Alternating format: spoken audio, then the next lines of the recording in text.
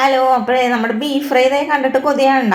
അപ്പോൾ ഇത് ഇന്ന് ഇട്ടുന്ന വീഡിയോ അല്ല കേട്ടോ, ഇത് കുറേ ദിവസത്തിന് മുമ്പ് ഞാനിട്ട വീഡിയോ ആണ്. അപ്പോൾ ഇതിൽ കുറേ നല്ല കമൻറ്റുകൾ, സംശയങ്ങൾ, പിന്നെ അതേപോലെ തന്നെ ബാഡ് കമൻറ്റും വന്നിട്ടുണ്ട്.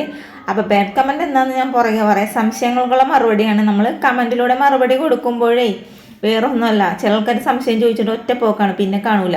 അപ്പോൾ ഇതാകുമ്പോൾ ഒരു വീഡിയോ ഇട്ട് ചെയ്തിട്ടുണ്ടെങ്കിൽ അവർ ഈ വീഡിയോ കാണുമ്പോൾ അവർക്ക് മനസ്സിലാവില്ല. അപ്പോൾ ഉള്ളി അരച്ച് ചേർത്താൽ എന്താണ് ഈ ഫ്രൈ ചീത്താവുമോ ചേച്ചി, എത്ര ദിവസം പുറത്ത് വെക്കാന്നൊക്കെയാണ് എന്നോട് ചോദിച്ചത് കേട്ടോ.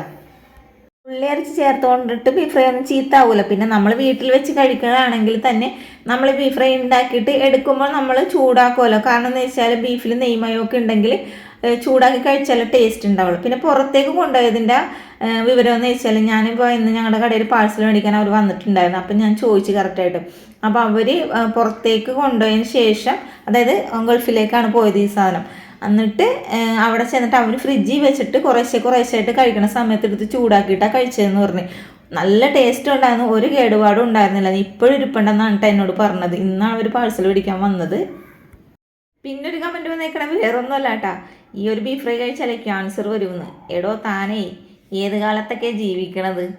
ബീഫ് ഫ്രൈയും ഒന്നും കഴിക്കണ താൻ ഉമിനീര് ഇറക്കിയാണ് താൻ ജീവിതം മുന്നോട്ട് തള്ളി നീക്കണത്? എനിക്കറിയാൻ പാടില്ലാണ്ട് ചോദിക്കണേന്ന്.